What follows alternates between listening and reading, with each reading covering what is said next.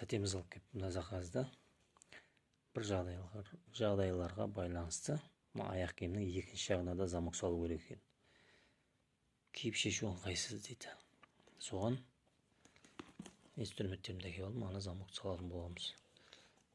Не? Осыған салып қойғам. Мына өзі заводской замогы. Мына жағына мен салып қойдым, сырт жағына. Мінеңіздер. Мінеңіз, білінбейді, как заводской өзі сияқты болып шықты.